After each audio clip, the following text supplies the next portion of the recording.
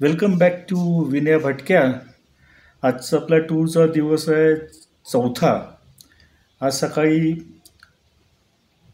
इथून निघणार आहोत आम्ही लेहमधनं. ते दिक्स्कित म्हणून एक गाव आहे नुब्रा व्हॅलीमध्ये. त्या नुब्रा व्हॅलीच्या गावामध्ये आम्ही जाणार आहोत. प्रवास जवळजवळ एक 150-200 किलोमीटरचा असेल आणि या प्रवासात आपण पास करणार ते खारदुंगा पास. हा 18,500 फीटवर असलेला हायेस्ट मोटोरेबल रोड म्हणून त्याला ओळखलं जातं. बहुतेक तिकडे आपल्याला स्नोसुद्धा मिळेल. साधारण एक 15 मिनटं तिथे थांबावं लागतं, कारण तिथे ऑक्सिजन कमी असल्यामुळे तिथे मिलिटरी सजेस्ट करते की तुम्ही फक्त 10 ते 15 मिनटंच थांबा. ते झाल्यानंतर आम्ही जाऊ ते दिस्कित विलेजला. तिथे आमचा स्टे असणार आहे. नंतर तिथूनचं लोकलचं साईटसीइंगसुद्धा जे काय असेल ते बघणार आहोत. हुंडर व्हॅली म्हणून त्या एरियाला ओळखलं जातं आणि अतिशय सुंदर व्हॅली म्हणून याची ओळख आहे. तर चला आता आपण निघूया, ब्रेकफास्ट करूया आणि ब्रेकफास्ट केल्यानंतर मग आपला जर्नी चौथ्या दिवशीचा सुरू करूया. ब्रेकफास्ट केल्यानंतर सामानाची आवराआवर केली आणि ही समोर दिसते ही आमची टेम्पो ट्रॅव्हलर आहे. ह्या टेम्पो ट्रॅव्हलरनी आम्ही आता पुढे प्रवास करणार आहोत. लेहच्या टूरमध्ये तुम्हाला अशाच छोट्याशा गाड्या दिसतील, कारण सगळा प्रवास जो असतो तो डोंगरात नसतो. त्याच्यामुळे या टेम्पो ट्रॅव्हलर्स पॉप्युलर आहेत. इनोवा किंवा टेम्पो ट्रॅव्हलर्स. सामानाची बांधाबांध झाले आणि आता आम्ही निघालो आहे. साधारण 1 तास ट्रॅव्हल केल्यानंतर बघा हा व्ह्यू कसा चेंज झालेला आहे. कारण आता जवळजवळ 11,000 फुटावरनं आम्हाला जायचं आहे ते 18,400 फुटावर जायचं आहे खारदुंगा पास करता. आकाश पण बघा किती निळभोर आकाश असं आहे. रस्ते पण बऱ्यापैकी चांगले आहेत. बॉर्डर BRO जो ऑर्गनायझेशन आहे ते हे रोड मेंटेन करतात. आणि सिनरी बघा काय अप्रतिम लँडस्केप आहेत. लेह लडाखला यायचं तर हे सगळं लँडस्केपच बघण्याकरता यायचं. मोनेस्ट्री आहे. आणि आता आपण जातो आहे ते खारदुंगा पास. तुम्हाला समोर दिसते ही गाडी बघा कशी हळूहळू वरती चढते. आणि डोंगर पण बघा. हे सगळे डोंगर आहेत हे थोडेसे रिस्कीच डोंगर म्हणता येतील, कारण हे असे फर्म डोंगर वाटत नाहीत. आणि तुम्हाला प्रत्येक ठिकाणी असे मोठमोठाले दगड असे अडकलेले दिसतील वरच्या बाजूला, आणि ते कधीही खाली येऊ शकतात. पण सिनरी पण बघा काय छान आहेत. आणि ज्या तऱ्हेने हे रस्ते केलेले आहेत फारच सुंदर आहे. इथे तुम्ही जेव्हा 18,000 फुटावर जाता किंवा लेहला जेव्हा तुम्ही फिरता तेव्हा एक इन्स्ट्रक्शन नेहमी दिलेली असते, तुम्ही सतत पाणी पित राहा. कारण ऑक्सिजनची इथे थोडीशी कमी असल्यामुळे तुम्हाला त्याचा त्रास होऊ शकतो. त्यामुळे आम्हाला प्रत्येकाला दिलेलं आहे पाणी. आम्ही पोचलो होतो खारदुंगा पास आणि इथे इन्स्ट्रक्शन दिलेले आहेत. इथे ऑक्सिजन कसा आहे काय आहे ह्याचं इन्स्ट्रक्शन दिलेले आहेत. आणि इथे मला सजेस्ट केलेलं आहे की 5 मिनटाच्या वरती शक्यतो थांबू नका, कारण आपण आहोत 18,400 फुटावर आणि ऑक्सिजन कमी आहे. हे बघा हा माझ्या मागे दिसतं आहे हा डोंगर आहे. आणि हा जो पास आहे हा पास करून आपण नंतर खाली उतरणार आहोत. आमच्या नशिबाने सुंदर असा सनशाईन होता, त्यामुळे तशी काय आम्हाला पावसाचा किंवा स्नोचा काय त्रास झाला नाही. पण थंडी मात्र 3 ते 4 डिग्री होती. वारा पण भरपूर होता. मागे दिसते ही आमची गाडी आहे. तुम्हाला गॉगल तर मस्टच आहेत तिकडे. आणि खारदुंगा पासला साधारण 10 मिनटं थांबल्यानंतर आमचा प्रवास परत खाली उतरण्याकरता सुरू झाला. आता लँडस्केप कंप्लीट चेंज होतात. तुम्ही जेव्हा लेहवरनं खारदुंगा पासला येतात तेव्हा डोंगर आणि तुम्हाला जास्त ग्रीनरी दिसत नाही.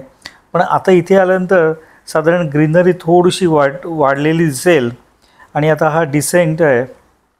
साधारण आम्ही 18,000वरनं आता साधारण एक 13पर्यंत पोचू. आणि तिकडे मग आमचा एक टी ब्रेक होईल. आम्ही आहोत ऑगस्ट महिन्यात, त्यामुळे जास्त बर्फ नाही. पण तुम्ही जेव्हा एप्रिल मे जूनमध्ये येतात तेव्हा तुम्हाला हे रॉक्स असे दिसणारच नाही डोंगरावर, आणि सगळीकडे बर्फ दिसतो. आमचा ड्रायव्हरनी आम्हाला सांगितलं साधारण जुलैपर्यंत हा बर्फ असतो. आणि जेव्हा विंटरमध्ये आम्ही ते लोक जातात, कारण 12ही महिने हा रोड ओपन ठेवायला लागतो. आपल्या मिलिटरीच्या ट्रान्सपोर्ट इथूनच सगळा होतो, कारण सियाचनला ग्लेशियरला जाण्याकरता याच रोडने जायला लागतं. त्यामुळे तुम्ही बघा हे रॉक्स पण कसे पडलेले आहेत, आणि हे सगळे लूज रॉक्स आहेत, कधीही खाली येऊ शकतात. आणि रस्त्यावर पण बघा तुम्ही हे पेवर ब्लॉक्ससारखे लावलेले आहेत, म्हणजे दगड लावलेले आहेत, डांबरी रस्ता नाही आहे. इथे साधारण एक खरदुंगापासून एक तासावर आम्ही इथे चहा पिण्याकरता थांबलो. आणि मागच्या साईडला दिसते ती शोक रिव्हर आहे. हीच रिव्हर आता आपल्याला शेवटपर्यंत लागणार आहे, आणि नंतर ही रिव्हर पुढे पाकिस्तानमध्ये जाते. इथे बहुतेक सगळेच लोक चहा पिण्याकरता थांबतात. मला वाटते इथे परमिट चेकिंगसुद्धा होतं, ते आम्हाला माहीत नाही मला एक्झॅक्टली, कारण आमच्या ड्रायव्हरनी सगळं केलं असेल टूरने. आणि नंतर आम्ही निघालो पुढे. तर हे रोड जे आहेत इथे डांबरी दिसत आहेत, पण वरच्या साईडला जे रोड होते ते दगडाचे असे होते, दगडाचे ब्लॉक्स होते.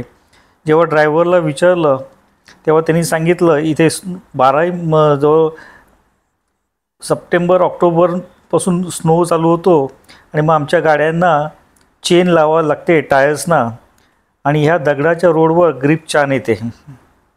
आता परत आम्ही खाली उतरून तुम्हाला राईट हँड साईडला दिसते ही शोक रिव्हर आहे.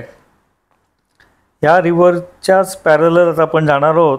आणि असं करत असताना 2, 12:30, 1च्या सुमारास ह्या इथे टी मॉर्फ म्हणून एक जागा आहे, तिथे आम्ही लंच करता थांबलो. ही जागा फेमस अशी आहे की इथून एक रस्ता जातो ते सियाचन ग्लेशियरला, आणि दुसरा जातो ते हुंडर विलेज, किंवा आपलं इंडियाचं शेवटचं विलेज आहे तिकडे. हे हॉटेल आहे, इथे आम्ही जेवणाची आमची ऑलरेडी ऑर्डर देऊन ठेवली होती. व्हेजिटेरियन जेवण होतं.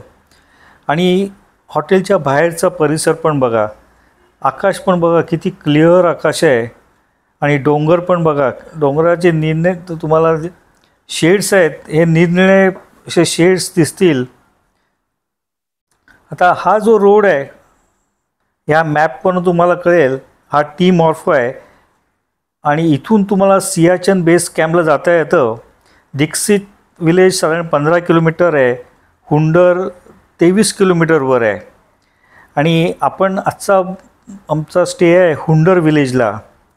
तर इथून जाणार आहे हुंडर विलेज, आणि नंतर उद्या जाणार आहे ते तुर्तुक, आणि नंतर थांग विलेजला. असा आमचा प्रोग्राम आहे.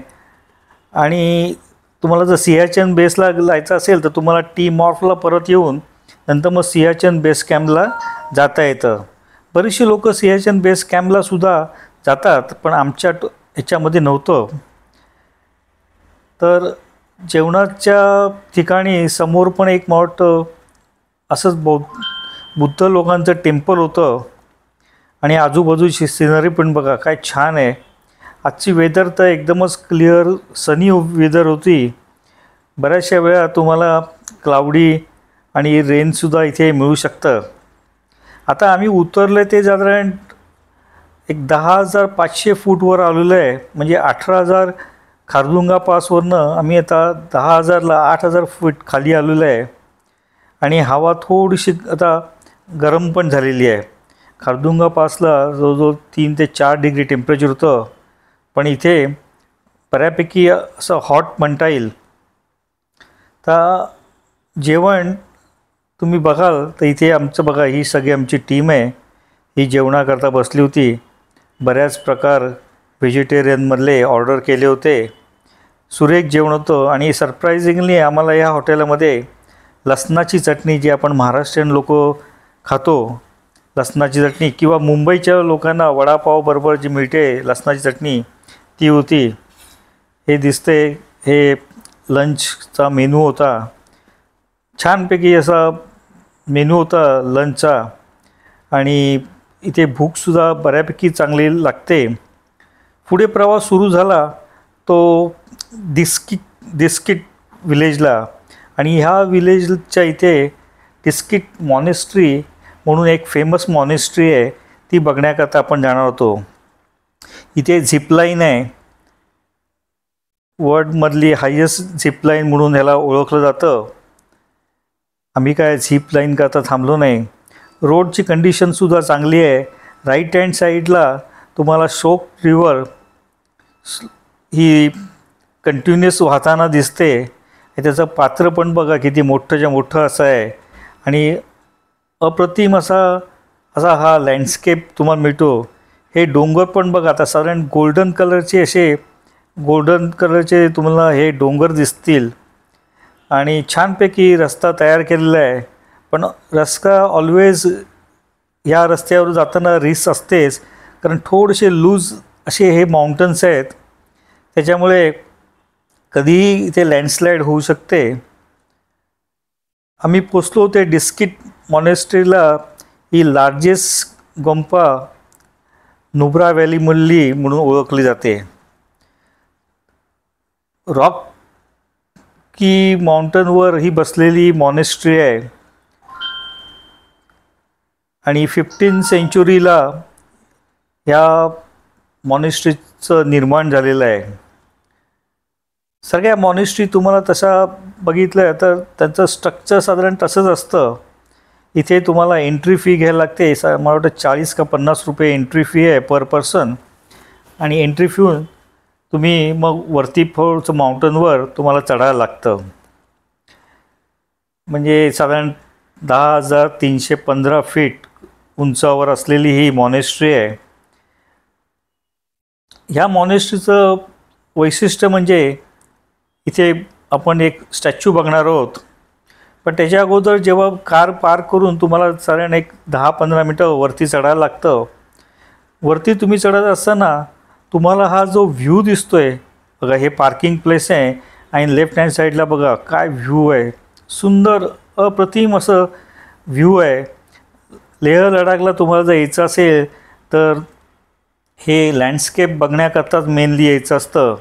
आणि magnificent view of the valley बघा, काय सुरेख असं हे दृश्य आहे. ती स्लोक रिवर बाजूनी वाहत आहे. आणि ओव्हरऑल म्हणजे कॅमेरामध्ये असं नीट कॅप्चर होत नाही, पण तुम्ही जेव्हा ॲक्च्युअल जाता तेव्हा तुम्हाला नक्कीच अप्रतिम असंच वर्णन करायला लागेल. आणि ह्या 30 मीटरचा मैत्री बुद्धा म्हणजे 32 म्हणजे 106 फीट उंचीचा हा बुद्ध बघण्याकरताच इथे मेनली लोक या मॉनेस्ट्रीला येतात. सुरेख अशी ही मॉनेस्ट्री आहे. ह्या मॉनेस्ट्रीवरनं आता निघून आम्ही जाणार आहोत ते हुंडर व्हॅलीला. आणि हुंडर व्हॅलीला हे बघा काय ग्रीनरी इथे तुम्हाला दिसते. छानपैकी अशी ग्रीनरी आहे. ह्याच मॉनेस्ट्रीपासून साधारण एक 8 ते 10 किलोमीटरवर हुंडर व्हॅली आहे. आणि तिथे आमचा आजचा स्टे आहे. आतमध्ये मॉनेस्ट्रीमध्ये पण नेहमीसारखे जे बुद्धांचं स्टॅच्यू असतात त्या प्रकारचे स्टॅच्यू इथे सुद्धा आहेत. माहिती पाहिजे असेल तर तुम्ही अगोदर वाचून नक्कीच जा. चांगल्यापैकी ही मॉनेस्ट्री आहे, बघण्यासारखी आहे. तर तुम्ही ह्या साईडला नक्कीच जाणार असाल तर नक्कीच ह्या मॉनेस्ट्रीलासुद्धा व्हिजिट करा. साधारण तुम्हाला एक तास तरी इथे आरामात घालवता येईल. आणि थोडंसं वरती चढायला पण लागतं. हे बघा आमची काही मंडळी. असं करत आम्ही पोचलो ते हुंडर विलेजला. आणि हे होतं आमचं हॉटेल. पुढच्या भागात मी तुम्हाला ह्या हॉटेलची टूर देईल. अतिशय सुरेख असं हे हॉटेल होतं. या हॉटेलमध्ये त्यांचं फार्मिंग पण होतं आणि त्याच फार्मिंगमधनं केलेलं जेवणसुद्धा आम्हाला ह्या हॉटेलला खायला मिळालं. रूम टूर आणि हुंडर व्हॅलीमधले आपण सँड ड्यून आणि कॅमल राईडसुद्धा पुढच्या भागात बघू. हे दिसते हे ॲपलचं झाड आहे, पूर्ण ॲपलचं झाड आहे, ॲपलनी भरलेलं होतं. सप्टेंबर ऑक्टोबरला मिळेल. छान असं हे हॉटेल आहे. ते पुढच्या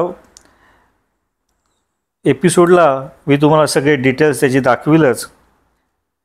तर thanks for watching this video. आवडल्यास लाईक करा, शेअर करा, माझ्या चॅनलला सबस्क्राईब करायलासुद्धा विसरू नका. आता पुढचा व्हिडिओ हुंडर व्हॅलीचा येईल. तोपर्यंत bye bye and take care.